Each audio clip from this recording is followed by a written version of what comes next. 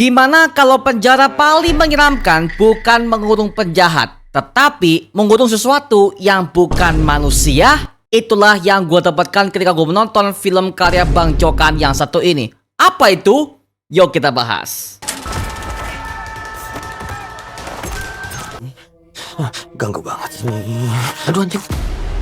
Hello Mario Booster, selamat datang kembali di channel Mario Angelo. Oke, jadi gua tadi habis menonton sebuah film berkarya Bang Jokan yang seperti biasa, Bang Jokan ini merupakan seorang sutradara dari Indonesia yang dimana ide-ide beliau selalu mind of the box banget pak. Selalu dari zaman-zamannya Pengabdi Setan, sama ada filmnya kemarin Malin Kundang versi sekarang. Dan sekarang dia mengerjakan filmnya Ghost in the Shell, yang dimana gua awalnya berpikir kalau film ini adalah merupakan sebuah film yang bertemakan komedi, ya kan. Tapi ternyata film ini juga punya tema-tema horor dan gore karya Bang Jokan banget sih. Dan film ini penuh dengan karya artistik yang bisa gua jabarkan penuh kepada video yang satu ini pak. Banyak banget. Dan bahkan sistem pembunuhannya, sistem terornya, semuanya sangat artistik banget.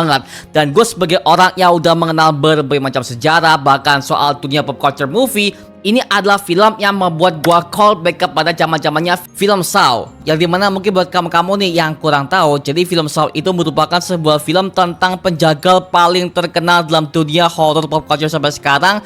Yang intinya adalah penjagal ini akan menculik beberapa orang dan mereka diberikan sebuah petunjuk agar supaya mereka bisa keluar dari kurungan yang dikurung oleh penjagal ini. Dan caranya sangat mengerikan dan cukup ekstrim by the way. Oke, jadi untuk formula gore-nya itu persis dengan film Saw. Oke, yang dimana setiap korban-korbannya akan diberikan sebuah bentuk yang sangat artistik. Dan juga gua kayak mind blowing banget sih. Anjir, gila. Dan seperti biasa ya, Bang Jokan ketika dia membuatkan sebuah film itu biasanya dia selalu narik beberapa casting yang udah pernah bekerja sama dengan Bang Jokan di beberapa film sebelumnya. Contoh seperti filmnya Pengepungan di Bukit Duri, serta ada beberapa cast dari film Gundala sama filmnya Pengabdi Setan juga ya. Ada si Bron Palarae, sama ada si Aming juga kan yang pernah menjadi si pemerhati film Gundala. Dia ternyata jadi spotlight baru kepada film yang satu ini. Jujur, gue sebagai penonton ya, gue makin apresiasi kepada Bang Aming sebagai villain di film ini pak. Karena, maaf ya, gue ketika pertama kali melihat Aming di filmnya Gundala aja, gue sampai gak notice pak. Karena apa? Karena makeup Bang Aming ketika dia memerankan tokoh sang pemahat di film Gundala aja, gue gak notice men, karena saking kerennya. Dan ketika dia bermain sebagai tokoh antagonis alias penjahat di film ini, itu gue mendapatkan sosiopat seperti apa, bahkan aktingnya beliau sebagai orang yang psikopat lah, orang yang haus akan darah. Wah itu semuanya aktingnya wah gokil sih, gue suka sih. Akhirnya Bang Aming bisa kembali tapi dengan peran yang begitu berani kepada film yang bertemakan horor gore yang satu ini pak. Jadi gue gini ya, gue ketika pertama kali kenal Bang Aming itu ada di seriesnya Extravaganza tahun 2002 sampai ke tahun 2005 pak. Itu pas zaman-zaman gue masih kecil, ketika gue melihat Bang Aming itu sebagai tokoh yang bisa memerankan tokoh apapun pak. Tokoh banci bisa, tokoh anak-anak bisa, tokoh ngeselin bisa, tokoh heroik bisa pak. Jadi gue ketika lihat Bang Aming ya, ini adalah orang yang sangat-sangat jago banget dalam hal dunia peran.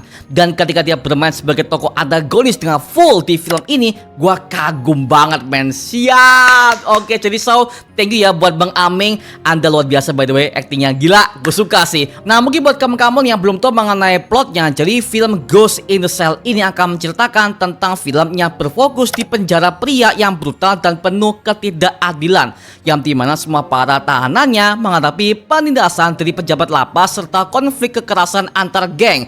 Tapi suasananya makin mencekam ketika mereka menghadapi sosok kekuatan misterius yang membunuh semua para tahanan secara brutal dan juga tidak wajar. Dan mereka berusaha untuk bekerja sama agar supaya mereka bisa menghadapi sosok itu dengan cara mereka harus berbuat baik agar supaya mereka bisa bertahan hidup bersama pak. Dan itu akan diangkat kepada filmnya Bang Jokan yang satu ini. Jadi ketika mereka lagi marah, ketika mereka lagi berantem, itu mereka pasti akan dibunuh oleh sosok arwah yang satu ini dengan cara mendeteksi aura mereka masing-masing, entah warnanya merah ataupun warnanya hitam, putih, putih, biru, hijau, semuanya akan dibahas kepada film ini Pak. Jadi film ini ya meskipun bertemakan komedi, tapi ada banyak banget pesan yang disampaikan oleh Bang Jokan sebagai sutradara di film ini Pak. Banyak banget, terutama mengenai soal kasus narkoba, kasus korupsi yang paling utama ya, dan juga kasus masa lalu yang dihadapi oleh semua para tahanan kepada film ini Pak. Jadi film ini bukan hanya menjual soal horornya saja, tapi ada pesan khusus yang berusaha Bang Jokan sampaikan kepada para penonton. Dan itu buat gue sebagai penonton ya, jujur film-film Bang Jokan ya semakin kesini juga makin ada isinya Pak. Karena ya seperti kalian tahu ya bahwa maaf ya, semua film-film horor zaman sekarang itu cuma isinya adalah jump scare, brutal, gore, kelar ya, basi Pak. Tapi gue suka Bang Jokan sebagai sutradara, dia selalu memberikan sebuah pesan khusus kepada para penonton yang dimana itu akan menyinggung semua keadaan yang pernah kita alami di Indonesia selama ini Pak, tentang pemerintahan, koruptor, ya kan, bahkan injustice segala macam. Pokoknya semuanya dibahas penuh kepada film ini Pak. Dan gue sebagai penonton ya, gue beberapa kali itu mengatakan wow, gila sih, karena semua problemnya diangkat dan dikritik abis oleh Bang Jokan sebagai sutradara di film ini Pak, melalui film Ghost in the Shell yang satu ini. Dan ya jujur ya, gue juga suka mengenai beberapa angle kameranya dengan kas Bang Jokan ketika memperlihatkan sebuah penjara yang begitu tinggi dan juga sempit Pak, yang dimana hal ini membuat gue callback kepada filmnya Shawshank Redemption. Bahkan judul filmnya aja juga disebutkan kepada film ini sebagai bentuk Easter eggs, yang dimana mungkin buat kamu-kamu yang kurang tahu ya, jadi film Shawshank Redemption ini merupakan sebuah film yang bertemakan survival dalam penjara, tapi dengan penuh makna simbolik dan juga psikologis. Sebagai pecinta pop culture movie, gue ketika dengerin Shawshank Redemption, boleh.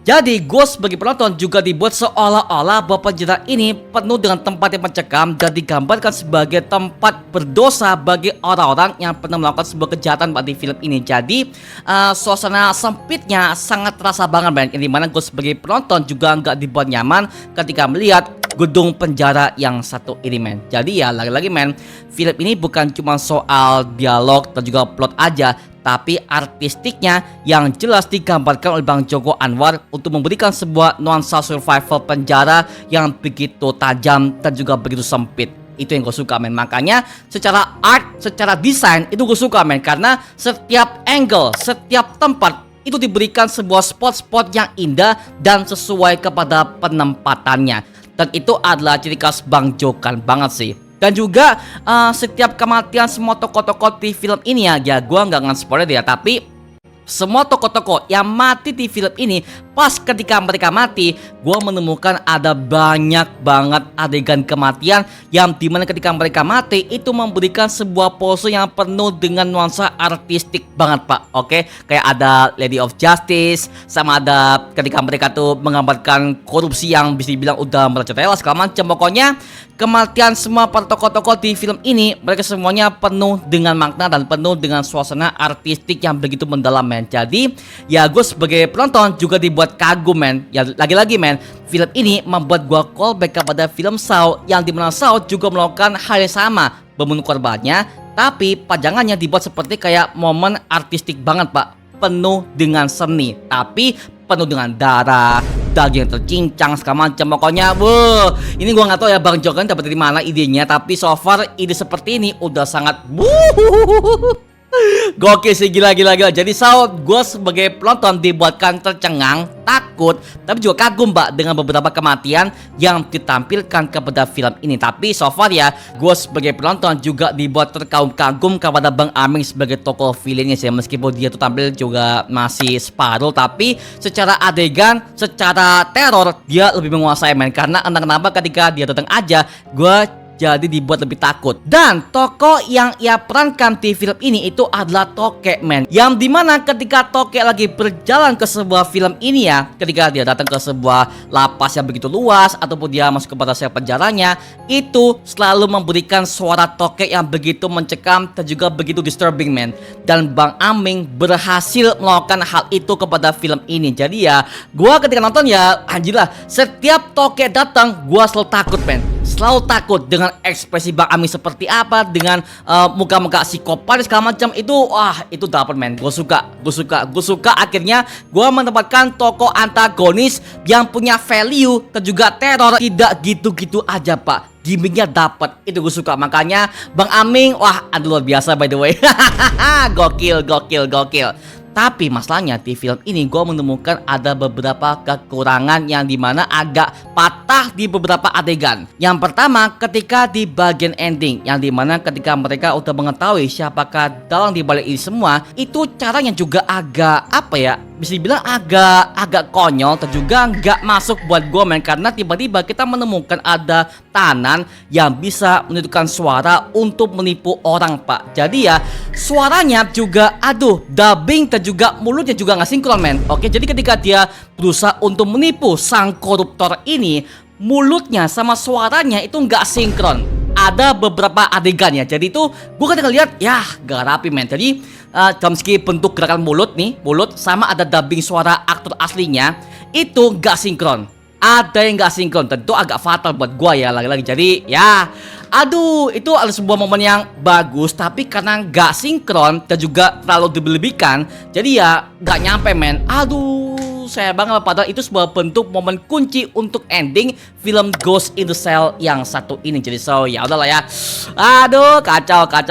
Yang kedua, endingnya buat gue ya itu terlalu dipaksakan banget endingnya. Yang dimana ketika hantunya udah pergi, semua tanah akhirnya udah jadi makin ceria segala macam bla bla bla. Lah, cuma gitu doang. Padahal ya Bang Jokan ketika dia membuat sebuah filmnya itu selalu memberikan sebuah ending yang begitu mencekam dan juga membuat kita bertanya-tanya pak. Contoh seperti filmnya Pengabdi Setan, atau mungkin filmnya Kala, atau mungkin filmnya kemarin itu adalah Maling Kundang ya kan. Itu kan sebuah ending yang dimana semua para penontonnya dibuatkan makin tercengang dan juga makin takut kan. Tapi di film ini Bang Jokan memberikan sebuah ending yang agak kurang buat gua, dan itu bukan merupakan ciri khas Bang Jokan banget. Jadi ya aduh, ini sebuah ending yang terlalu biasa banget. Gimana happy ceria ya elah. Tapi so far mengenai plot cerita, sebab akibatnya, bahkan konfliknya, itu semuanya oke men. Semuanya oke, kecuali untuk endingnya yang kerasa agak dipatahkan. Dan juga ada beberapa problem solving yang terasa seperti agak maksa banget untuk problem solving yang mengenai film Ghost in the Shell yang satu ini. Dan juga gue membahas mengenai hantunya yang tampil kepada film ini pak, yang dimana hantunya itu bisa membunuh ketika ada orang-orang yang punya aura kemerahan, dimana mereka tuh habis marah, mereka habis sedih, penuh dengan kecewaan. Jadi mereka akan dibantai oleh hantu-hantu itu di sini pak. Oke. Dan untuk penampakan hantunya juga makin gokil banget oleh Bang Jokan dalam segi bentuk make up, wardrobe-nya juga bikin ngilu banget, yang dimana dia punya bintik-bintik di sekujur tubuhnya, terutama di bagian muka sama di bagian pundak pak. Wah. Dan untungnya gua nggak punya tripofobia seperti ini ya. Jadi so mungkin buat kamu-kamu yang nggak tahan mengenai melihat bintik-bintik yang seaneh itu, berarti kamu nggak cocok untuk nonton film ini pak. Karena film ini akan memperlihatkan semua berbagai macam bintik-bintik aneh yang jelas terpapang di kamera dengan besar pak, dengan besar. Bahkan sampai ada urat-uratnya lah, sampai ada bulu-bulunya segala macam. Itu ngeri sih men, itu ngeri. Dan jujur ya, mata gua jadi geli anjir. Tapi untungnya gue bukan orang yang punya gangguan tripofobia. Jadi mungkin buat kamu nih yang punya tripofobia, wah kamu hati-hati men, karena film ini akan menampilkan berbagai macam bintik-bintik yang aneh dan di zoom di depan kamera dengan jelas. Itu geli sih men, geli. Tapi berhasil. Nah gitu pak. Dan juga by the way di opening film ini ya, kita akhirnya mendapatkan sebuah berita dari Bang Joko Anwar itu sendiri ya. Dan ini merupakan sebuah bentuk hal confirm dari Bang Jokan sendiri, dimana dia udah menampilkan teaser untuk Pengabdi Setan ketiga yang berjudul Origin. Yes. Akhirnya Pengabdi Setan yang merupakan project karya Bang Jokan selama ini akhirnya sudah dikonfirmasi di sequel ketiganya yang berjudul Origins, yang dimana film ini akan siap tayang tahun 2027. Oke, dan skor mengenai filmnya Ghost in the Shell karya Bang Jokan yang satu ini, gua kasih skor sekitar 7,5/10.